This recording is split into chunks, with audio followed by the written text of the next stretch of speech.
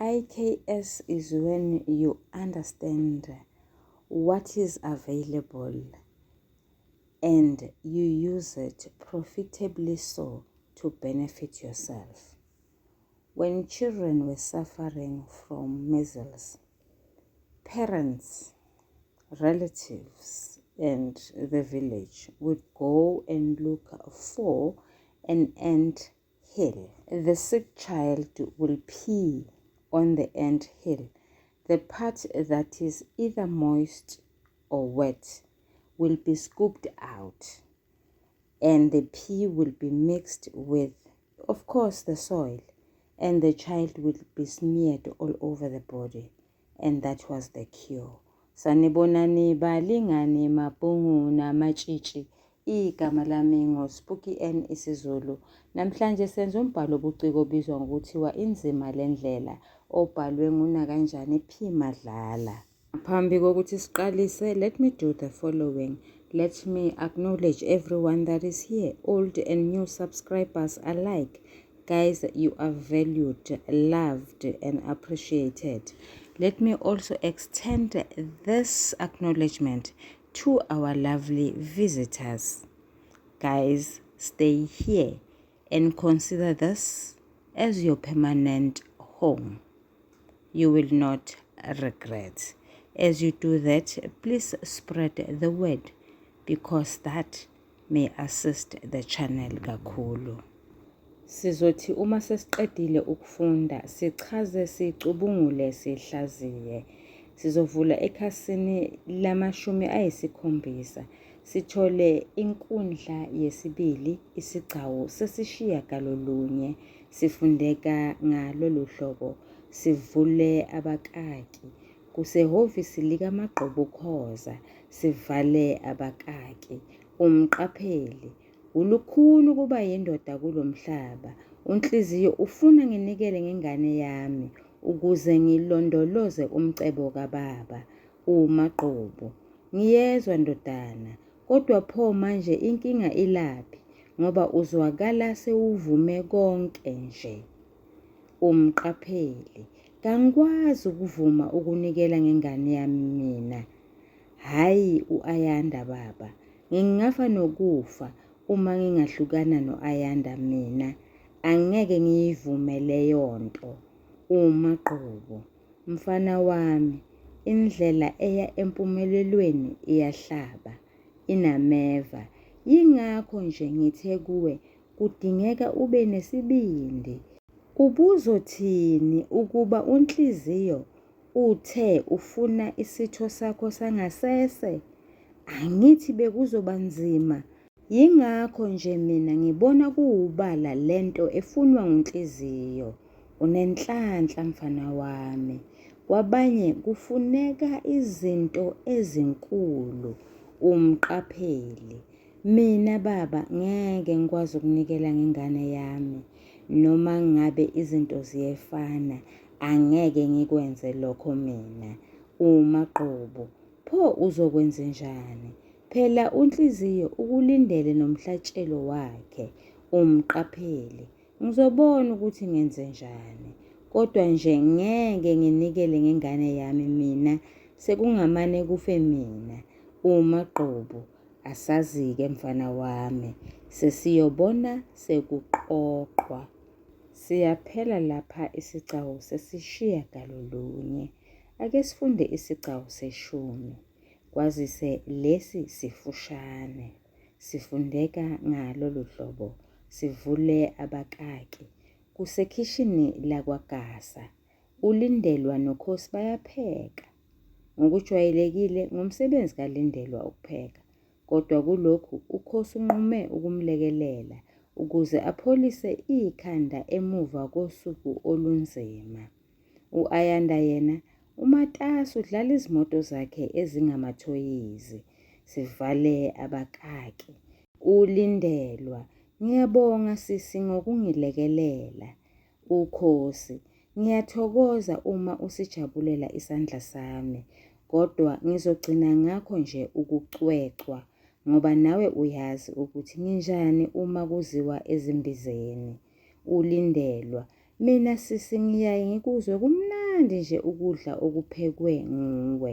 uKhosi sivule abakaki, ehleka sivale abakaki. Ngiyethemba ukuthi awukusho lokho ngoba ungesaba, ulindelwa. Kodwa sisi, sengingakusaba sesihlale isikhathi eside kangaka.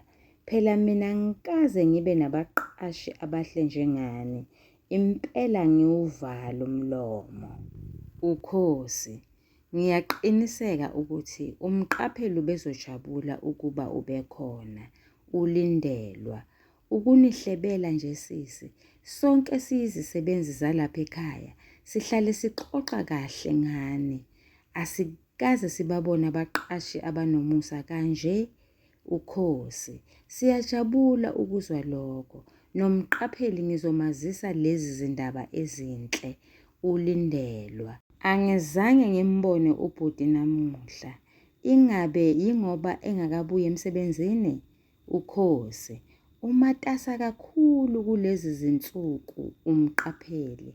Engani phela uzama ukuvala isikhala njengoba eke wathi shelele u-Ayanda. Mama, kanti ubaba akasabuyi yini?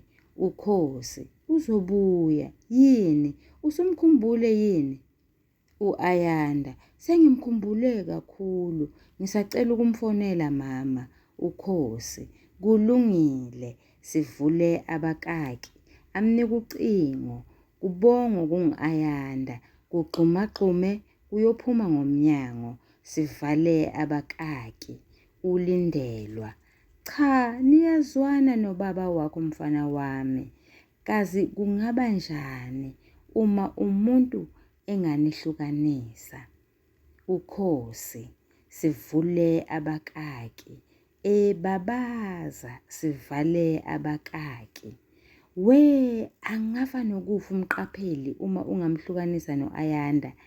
Uyazi sike sixabane ngesinye isikhathi esengibiza ngo-Ayanda. Kwesinye isikhathi uke avele amemeze igama lakhe esebuthongweni, akeve emtotosa, ulindelwa. Cha, uyabonakala impela. Sengathi ungakhula-ke mfana wami ufane noyihlo. u-Ayanda, sivule abakaki, ekhathazekile, sivale abakaki. Mama, ubaba ulivalile ucingo. Sivule abakaki, kuvule kumnyango kungene umqapheli. Sivale abakaki, umqapheli. Bese ngikukhumbule ndodana yami ethandekayo, u-Ayanda. Nami baba, uKhosi, uke wazama ukukufonela. Kade sikhalela nje manje, naye ethi ukukhumbule, umqapheli. Ngempela bese ungikhumbule. Ake uzeke uzobona ukuthi ubaba ukuphatheleni. Sivule abakaki, baphumela emnyango beqhubana. Abuye segijima u-Ayanda. Sivale abakaki, umqapheli. Ngicabanga ukuthi la bekufanele kubhalwe ukuthi u-Ayanda. Mama, ubaba ungithengele isithuthuthu. uKhosi nolindelwa. Sivule abakaki kanye kanye, sivale abakaki. Siyakubongela. Siyaphela lapha isigcawu seshumi. Ake sichaze, sicubungule, sihlaziye. Siyazi sonke umqapheli ungummeleli, ungumlingiswa osemqoka. Ngakho-ke zonke izigigaba noma izigameko ezikhona kulo mbhalo wobuciko zincike kuye noma zigxile kuye.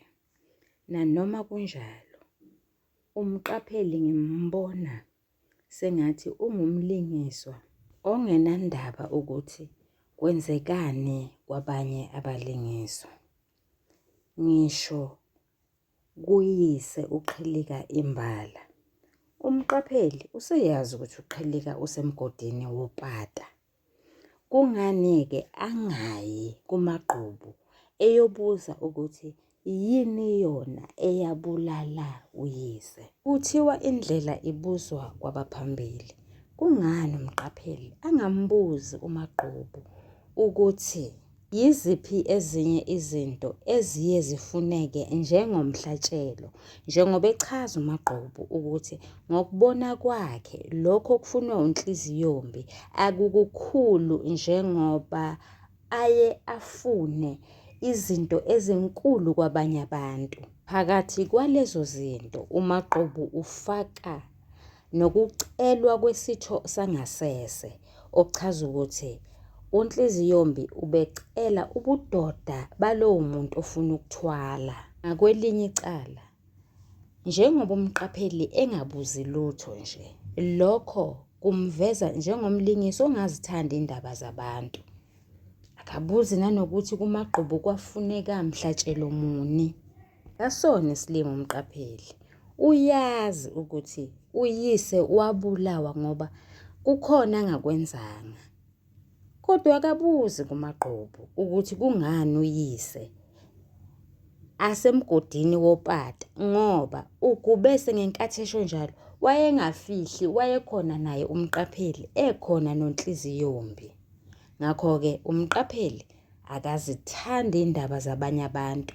Into yena ayibhekile nje ukunakekela indodana yakhe u-Ayanda.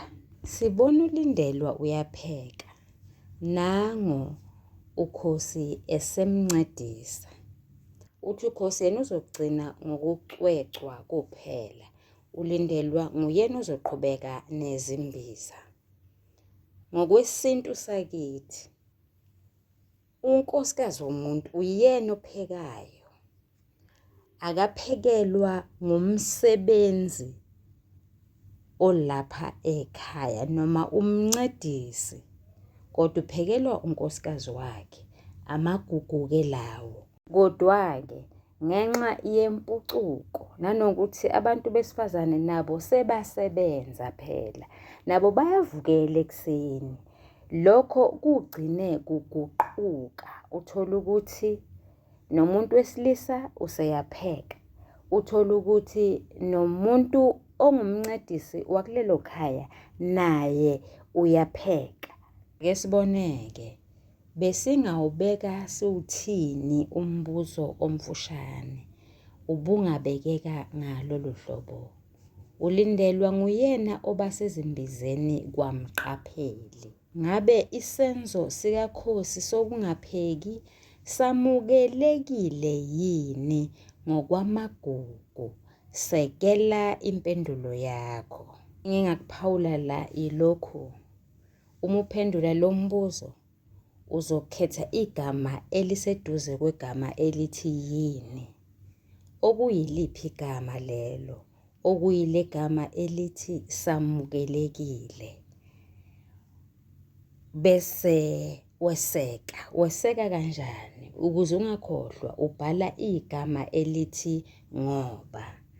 Uma ngabe ubona ukuthi wena uyaphikisana naloko kushiwoyo, ubona sengathi bekufanele kupheke uKhosi kuphela, kulungile-ke phela, uzobhala uthi asamukelekile, bese ufaka ukhefana, ubusuthi ngoba, ubusunikeza impendulo noma unikeze uvo lwakho. Ngakwelinye icala, isenzo sikaKhosi sokwelekelela uLindelwa sibaveza njengabantu abanobuntu kwamqapheli kwaGasa. Sibonile nasekuqaleni ngenkathi umqapheli ekhipha indodana yakhe eyisa eMcDonald's, noLindelwa naye wafika ehamba noKhosi. Bangakhi abaqashi abenze njalo? Balingani bami nani bafundi, lapha ubonisa nje ukuthi imibuzo emfushane ingaphenduleka kanjani. Ngiyabonga, niyathandwa, nisale kahle.